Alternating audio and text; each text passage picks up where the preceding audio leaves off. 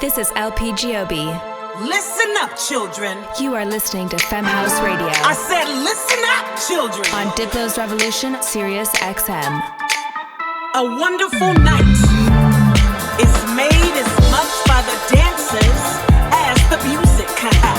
Guided as much by the spirit of joy in the room as by the hand which reaches for the next record. Each of us has a role in tonight's experience. We all play in the band. This is LP Giobbi, and I founded Femme House, a 501c3 foundation and educational platform that teaches the technical areas of music making for women, non-binary, trans, and other marginalized gender identities. Every week, I will be interviewing and spotlighting women in music while bringing you the best dance tunes from around the world. Our next guest on Femme House Radio is DJ producer Tara Brooks. She makes music that ranges from psychedelic soulful house to heavier side of groovy acid techno and everything in between. She has played BPM Festival, Rockastella and Space in Miami, Desert Hearts, Coachella, Lightning in a Bottle, Ultra Music Festival, and many, many more. Her EP, Wake Me Up, charted #1 in melodic house and techno in February 2020, and her sets always take you on the exact perfect journey. Welcome to Femme House Radio, Tara. It is an honor to have you. Thank you. Okay, so I read your bio, and it's amazing, which was so fun to do after, getting to, meet you and, hang out on a human level. It was so fun to, see where you come from and read all about that. So what was it like to grow up with musical parents? Well, first of all, thank you so much for having me, and I'm really getting better at these interviews as I go, so it's always good practice. Awesome. I would say, so my mom, they're not musicians for a living, it's just their passion. So, and my parents have been divorced since I was very young, so I bet they connected because of music. My dad plays the guitar and sings, and my mom plays piano, plays the harp and sings. So it's just, I've always had, just the music has always run through our blood, and it's something as a little girl we've always been singing. And I wish I would have learned to play piano like my mom, but I think I had a really boring piano instructor. And so as a kid, when I grew up and I started producing, I was like, gosh, Mom, I would have been so good today if I would have. She's like, Tara, you took classes, but I think the instructor was very boring, and it's hard for a kid. I think the best thing the luckiest thing that ever happened to me, and the best thing that ever happened to me was that I was gifted with the most amazing piano teacher of all time. I saw your post. And that is truly, yes, that is, that's why I kept with it. I would have, if she didn't, she was just there to be music is a fun, beautiful thing. And that's why I kept going, even when I was kind of not practicing that much and, Mm-hmm. So I think it's all about the teacher. 100%. It's so important. Yeah. And you know what? I get that. It's interesting because so now fast forward, obviously at the beginning of COVID, I said, okay, I am going to do as many things that I haven't had the time to do or put the energy into. So I started doing singing lessons with Carrie Golden because I have a voice. I just haven't practiced and used it over the years. And she's one of my favorite vocalists, and she's just fucking amazing. So just getting back in that environment just showed me, oh my gosh, it's because of her. Well, not only because she's so fucking awesome, but it's because she's just, her style of teaching. She's very, she's very experienced, but she makes it fun. And that's what it's about, is just being in there, having a good time. And I just was like, holy shit, singing is healing. It's just like me surfing or playing music. So it's all about that experience for sure. That is so awesome. So are you going to be singing on your tracks, you think? It's funny because I've done a lot of vocals for my tracks, just more spoken word stuff and just little hits here and there. But it's definitely a goal because when Carrie heard me, she's like, why aren't you doing this? You definitely need to do this. And I think it's just kind of, I've always sung for a passion, with my mom, with the fam, and it makes me so happy. So why aren't I doing it more? So yeah, there's no reason I shouldn't be. I just need to continue and kind of just get my voice, because it's funny, you grow up and I still have a voice, it just needs to be trained. Absolutely. Oh, that's so awesome. I look forward to hearing that. Some top line vocals. What a great way to collab with other people and other producers. So I'm constantly looking for vocalists because I truly can't carry a tune to save my actual life. Actually, for sure, it will never happen for me. So good for you. If you have any sort of innate ability, I would say, hone in on that and harness that. That's really cool. So where did you grow up? Southern California, but what part? So I was actually born in Studio City. I'm actually one of the people actually from LA, which is very rare today. That never happens. Amazing. I know, right? But since my parents were split up, my mom moved to Texas, to Houston, because I was telling you that, because my stepdad's a professor at Rice University. So I was amazing. I was doing the whole kid going back and forth with all these new schools and going through different, parents and flight, and that's kind of why I'm probably like, I wouldn't say socially awkward, but I was always the new girl at school. You know that movie Mean Girls? Like, that's kind of what it was like. Yes. So I was always that new kid at school, like just being like, okay. So so I grew up in between Houston and in LA. And when was the first time you went to Burning Man? I believe it was 2012. Was that a big part of your musical journey, like going there and experiencing that? Yeah. It definitely was. Tell me about that. Yeah, so it's funny because I lived in San Diego. I went to college at San Diego State. And it was one of those things where I was getting into the music industry there, and I kept hearing about it, but since I just started DJing in 2007, getting gigs probably like 2008, then it was one of those things where I was so motivated and I was playing a lot locally that I was like, oh, no, Labor Day weekend. I'm like, I can't take off of Labor Day weekend to go to a party. I didn't really understand that it's not just a party, it's not just a festival. So finally when I went, even my first year going, like I didn't want to like try to get all these gigs. I just wanted to experience it. And just one or two gigs came. And that experience was just so mind-blowing, so touching, so healing, just bringing everyone together. It was just beautiful. And I think so cool. Yeah. So from that, and then the word started to spread, whatever. And I ended up just getting so many opportunities to play, to the point that every year after I'm playing 2 to 3 times a day. And that's a lot. Like, it's really important to experience Burning Man without looking at the clock. You're finally off the grid. You're not supposed to be looking at your phone. Granted, today there is some, Wi-Fi or internet service, but the best part was that you don't have service. You're out of your normal flow, and you just let go and go. But for me, it's always been, obviously music is such a passion for me that I was playing, and then I would connect with more camps, and I feel like it's just kind of it kept evolving, and that's, I think, to be honest, where I got one of my biggest, opportunities for exposure for not just like California, but worldwide, is people coming in all over the world and just being, friendly and kind and open-minded. And that's kind of how I think I got, I think I really grew because of Burning Man, for sure. So rad. And are you going to Burning Man this year? I mean, because I've heard like a little buzz about some people who are going to go anyways, even though it's not officially happening. Are you going to do that? I mean, to be honest, so 2019 was the first year in 8 years I took off thinking, all right, I need a break. I'm playing so much. I'm like, I'm touring nonstop. I'm like, I said, you know what? Yeah. If I go, I'm just going to play the whole time. I always say, I'm only going to take 3 or 4 gigs, and that never happens. And so I took off 2019 thinking 2020 would be the major comeback. Then 2020 happened. But to be honest, as much as I actually was asked to play Robot Heart and the bus is going to be there, and a lot of, I know there'll be opportunities, and those are the types of things that you're just like, it's like home, So I decided that as much as it would be amazing to be back there, I don't think it's just, I'm open-minded for everyone. There's no judgment, but it's not going to be organized. It's going to be organized chaos, not that Burning Man. Chaos, yeah. But I mean, I'm just thinking of, imagine no water, no porta potty dumping and stuff like that. I mean, I'm sorry, but that is going to be a mess, because it's one thing if you're experienced. It's one thing if you're experienced, you've been doing this for a long time and you kind of know, but it's like, I can't imagine just going out there. I'm going to wait for the right time. I have so much music to finish and things that I need to stay on top of, but I think it's going to be special. But I also am a little concerned about is it safe? Like, what about the medics? Like, I mean, what is really going to happen with, maybe 20, 30,000 people? I don't know. So I'm going to pass, as much as I would love to be there. But yeah. I've only been to Burning Man for like literally, I don't know, like 5 hours. I remember you told me, which is obviously not the way to experience it. I had some friends be like, "This is you should go this year. It's going to be like how it used to be." And I was like, I don't know if this is the first time I should experience it. Is in this condition. So I too will be not playing, but There's enough touring going on right now. I'm leaving on Saturday for 6 weeks straight. Wow. And I was just like, right before this, I was trying to pack, and like some of the routing is so gnarly. It's like from Vancouver to like Virgin Islands to, it's like in like a day, Wow. It's like, couldn't get more.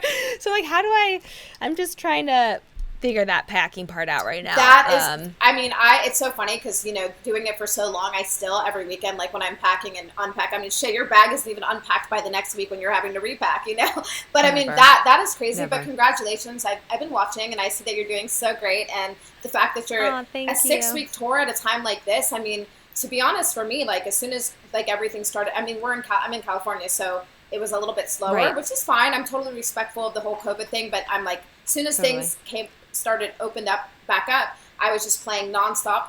And it was kind of overwhelming from not playing, from going every weekend. Playing. 0 to 100 was so crazy. And it felt like it felt like a lot of, festivals moved to September, like as, just to hoping that like for sure it'll be open by September. And so now September is here and I'm like, whoa, how do I like sustain, health? And like in all aspects, emotionally, physically, especially because this is still a weird time. The world is still, and like all of a sudden vaccines have become political, and it's like it's just it's been a trip to navigate this space. I love that you said that because one of the things that I did so my mom is a psychotherapist and I've grown up with her, but she's also like a hippie, and so she's super down to earth, open-minded, and she's just like, she's amazing. She's awesome. You'll have to meet her one day. But the point is that I've taken... Makes sense that she's amazing. Having raised you makes sense. Thank you. I appreciate it. But I've just been super, very sensitive. And one of my passions is definitely helping people and listening to people. And I actually, over COVID, I took that time to just get my life coaching certificate because, everyone's a spiritual life coach these days. But so if you ever need to talk about stuff, when it comes to mental...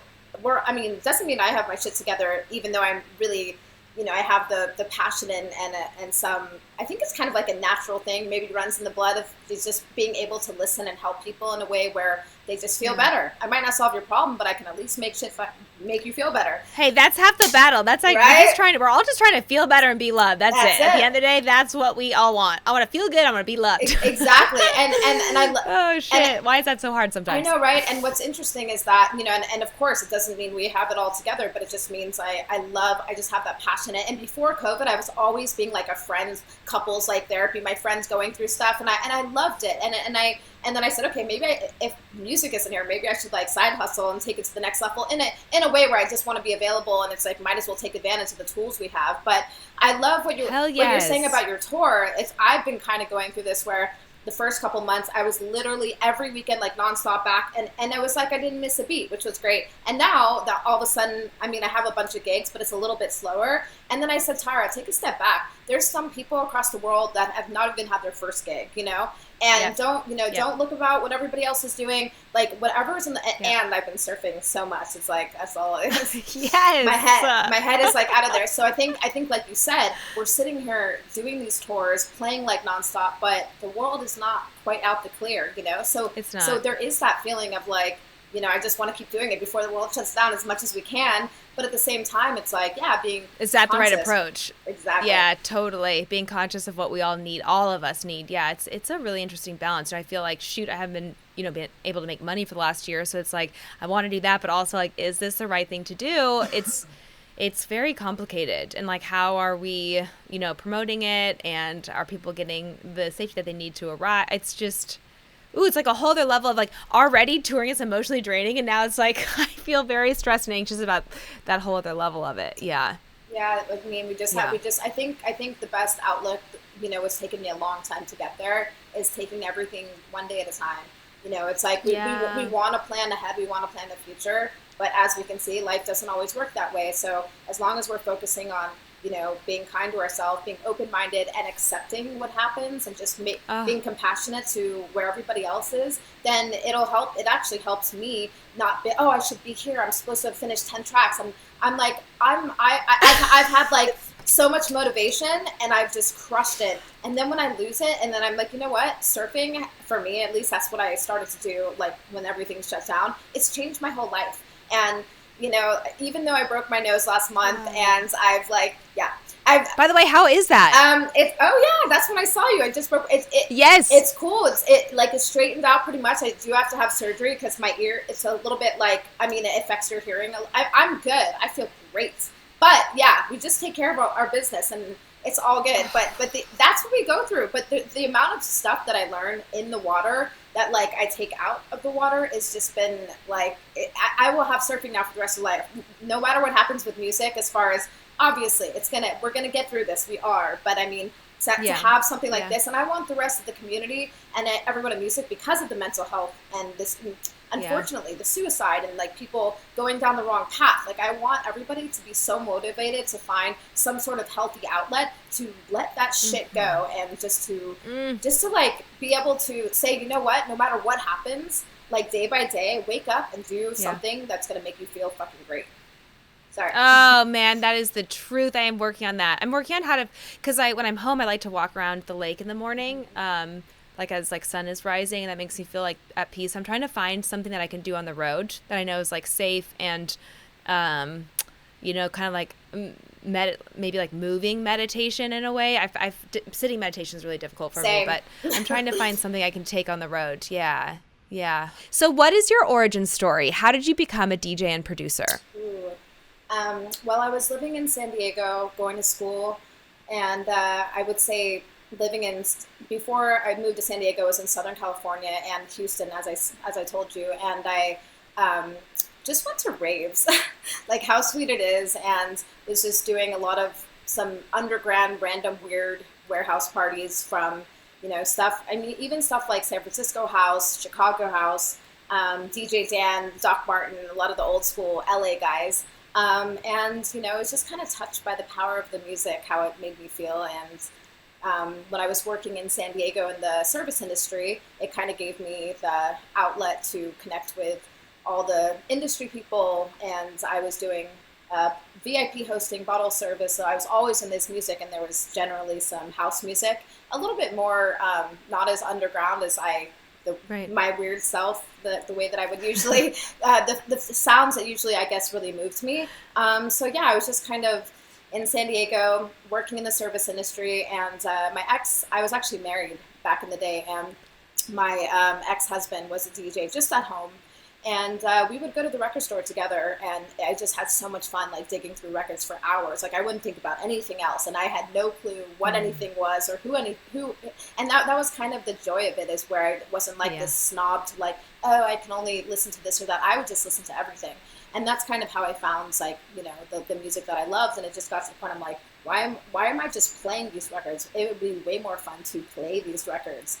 And so, yeah, so I just kind of, you know, I was married young, and, you know, things were, you know, I graduated college, so I was trying to figure out what I wanted to do. I knew that I was going to do something creative, but I just never knew what. And when I started teaching myself how to play, you know, vinyl, when I finally mixed two records together, the feeling I had, like I was like in tears because I was going through some stuff, and, you know, married too young, and things weren't working out. And so I was just really confused, like, what am I going to do? And when I played records and I finally beat matched, even though at that time I was like, oh my God, this is fucking it. That's when all the magic happened. I said, I'm never going to stop. This is what I need to do. It makes me so happy. It makes me feel so good. And I am having a musical background, like, it's just something that, even though I wasn't musically trained, it's just I have a natural ear and passion for it. So that's how that. Oh, that's so beautiful. So what was the first show you went to that made you go, I want to do this? Do you remember that specific show? Or was there a specific show? Well, I don't know if it was a specific show that pushed me into that. I think it was more of my experience, but I think just me being someone who was, you know, I love to enjoy dancing and listening. And I guess just having so much fun with friends, and, you know, maybe taking your first ecstasy or whatever it is. That never hurts. Never hurts. Hey, and I think opens that third eye. It really does, especially for someone that's kind of, you know, your parents divorced, you've kind of been moving around and always being this new kid at school. And so to be in a space where I finally felt like comfortable, I think that's what it was too. So I wouldn't say the dance floor. The dance floor, yeah. So even Miguel Miggs, and I remember Lisa Shaw, this vocalist, and, you know, even some of those intimate small parties, just that vibe. It's all about the vibe, and that's what I feel like I was really inspired by. I love that. You really are a great vibe giver as well. So this makes total sense to me that's how you came about into, you know, the music space. What advice would you give your younger self? Ooh, wow. A lot of advice. Let's see. I would say that you know, sorry for this like pause here. No, take your time. Okay. It's a heady one. Take your time. Yeah, it is. I would say, you know what? I guess something that I feel like I've done a good job with over the years, but if I could have given less of a fuck early on, if I could have, obviously it's such a big deal to make people happy, especially when you're super sensitive. And so, although I never, kind of sold out, or I never went, I had a lot of opportunities like, oh, Tara, like, because when I started DJing, like house music was always there long before me. But, there was also this like commercial, people were trying to pull me into this direction where, wow, you're playing this really cool, weird, progressive and house, but, you could really get these opportunities by playing in Vegas here. Like they just wanted me to put a little commercial spin on what I was doing. And I never actually went that route, but I did always feel like I did sometimes have this, many gigs and many years of, that uncomfortable feeling of these people, they don't get it. And just kind of doubting, like, should I keep pushing this direction? So although I always kept it real for myself and I never sold out, I think I carried that insecurity of like, am I doing the right thing? And I think just from the very beginning, if I would have said, no, this is who I am and I'm not going to worry about, changing my sounds for anybody, I think just having that confidence and believing in yourself is, it's not easy, especially when you're as eclectic as I am and you have a love for so many different genres. It's like a mind fuck of like, are they going to like this? So, I think if I would be able to go into it just thinking, yeah, this is who I am and this is what you get. Of course, being respectful and aware of your environment and the DJs and yeah, then I think that I would have, that would be something I would tell myself. Just own it from the beginning and believe in yourself. I love that. It is advice for young people, for adults, for older people. That is words to live by. Thank you so much for being our guest on Femme House Radio. It's an honor to have you. Thank you. This is LP Giobbi. Listen up, children. You are listening to Femme House Radio. I said listen up, children. On Diplo's Revolution, Sirius XM. A wonderful night is made as much by the dancers as the music. Guided as much by the spirit of joy in the room as by the hand which reaches for the next record. Each of us has a role in tonight's experience. We all play in the band. I said, we all play in the band. This is LP Giobbi, and I founded Femme House, a 501c3 foundation and educational platform that teaches the technical areas of music making for women, non-binary, trans, and other marginalized gender identities. Every week, I will be interviewing and spotlighting women in music while bringing you the best dance tunes from around the world.